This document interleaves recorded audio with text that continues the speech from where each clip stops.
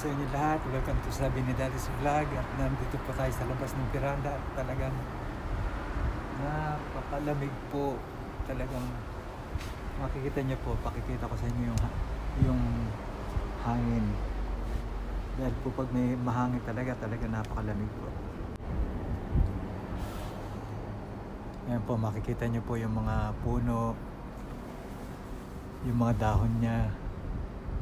Talagang sabi, grabe po. Hinatid ko po ang anak ko kanina, medyo na late po yung sundo na school service. Talaga pong nanigas na ang inyong daddy sa lamig. Kaya po sa mga ganito sitwasyon, kailangan talagang mainit yung at talagang kailangan balot na balot tayo. Hindi nga lang ako nag-face mask dahil parang hindi nasa-suffocate ako. Eto po, ngayon na ang pag-uusapan po natin ay ang tungkol sa pagtanaw ng utang na loob. Dapat bang isinusumbat yan? Tama bang isinusumbat? Yan po ang ating pag-uusapan at pagkakwentuhan na sa kwento ng buhay, sabi ni Daddy Fred.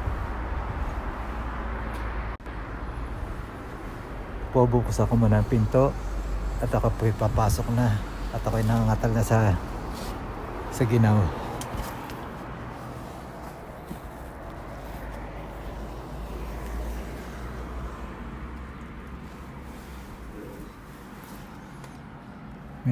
Sinarado ko na po pinto, medyo kanina pumapatak mga patak-patak po na maliliit na yelo, pero hindi naman po dito umuulan na yelo talaga, papatak-patak lang.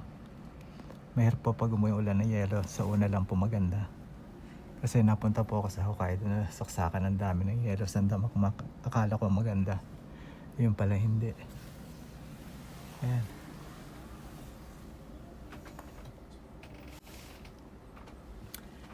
Welcome po. Medyo tulog pa si sister kaya hindi ako makapag-ingay. Nandito po tayo ngayon sa kwarto at nangungulip-kip sa ginaw.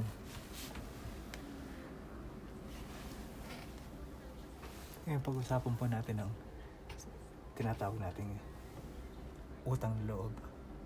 Ito ba'y dapat na isumbat o ito ba'y dapat na talagang bayaran sa paanong paraan?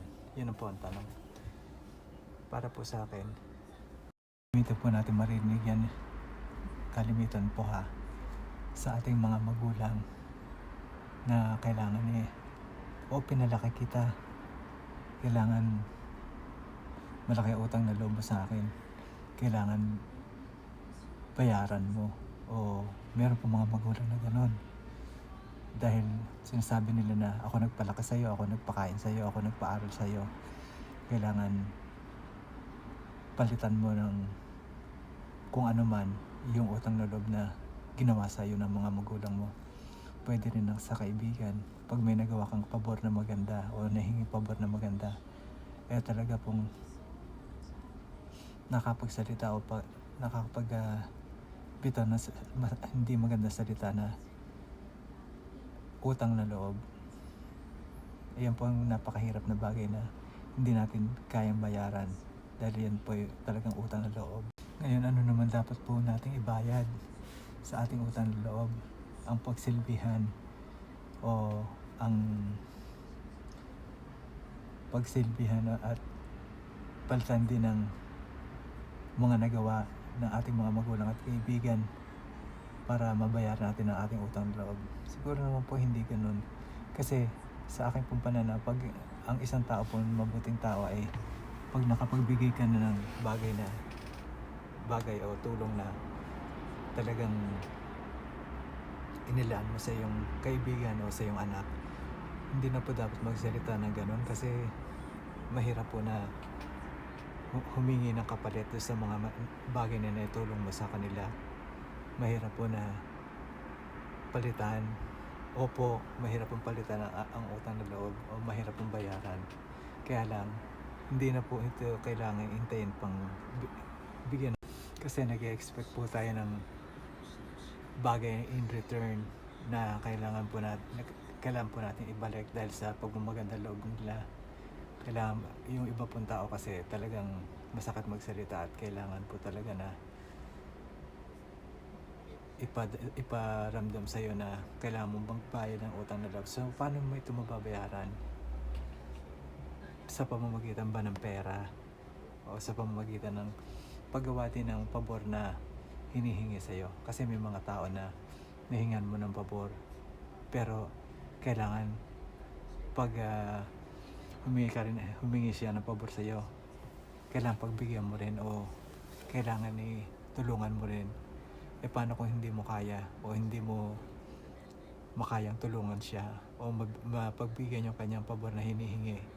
Kaya doon na nagsisimula yung galit at sasabihin na wala kang utang. Part po ng mga magulang, andyan po na pinag-aral kita, pinalaki kita, pinakain kita. Minsan masakit pa nga magsalita na sasabihin na pinalamon kita sa mga palad ko, tapos mag-aasawa ka lang bigla, o minsan hindi ka susunod sa mga pinagagawa ko sa'yo, o kailangan maging ganito ka rin kagaya sa akin. Mahirap po ang ganong sitwasyon dahil talagang nakaka-pressure po, o talagang napakahirap pong isipin at nakakasama ng loob pag sinabi na magbayad ng utang loob dahil hindi po ito nababayaran talaga. Ito po ay naipapadama o naibibigay dapat ng kusa dahil ito po ay isang magandang kaugalian na dapat natin tandaan. Sa mga kaibigan naman, talagang ang hirap din na makisama dahil pagbibigyan ka ng pabor, lalo rin sa pera, paggipit ka o wala kang baon o wala kang pantuition o natulungan ka tungkol sa pag-aaway nyo ng boyfriend nyo na talagang isinusumbat niya na wala kang utang na loob, talagang nagagalit sa'yo dahil yun ay nag-iintay yun ng mga kapalit o nag-iintay yun ng mga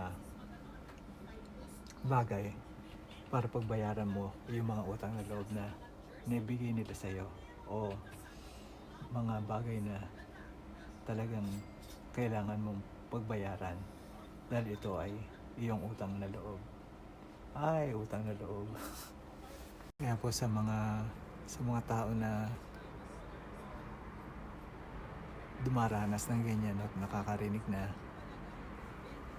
wala kang utang na loob, hindi na po natin kasalanan yan dahil ito po ay kusa namang ibinigay sa inyo. Pero lang talaga kung nagawan mo namang sa bagay nakakapagsalita po ng isang tao na mga bagay na ganyan, pag meron ka rin nagawang masama, hindi naman po lahat ng nagsasalita ng utang na loob ay masamang tao.